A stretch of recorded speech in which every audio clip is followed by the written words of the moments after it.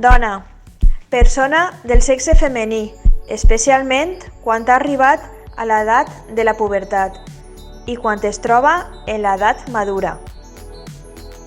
Gènere femení.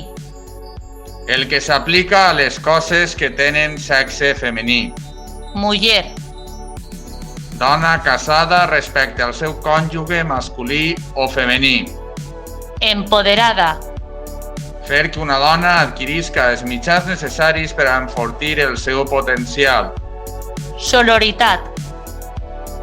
Lligam estret establit entre dones que es basa en el fet de compartir experiències, interessos o preocupacions.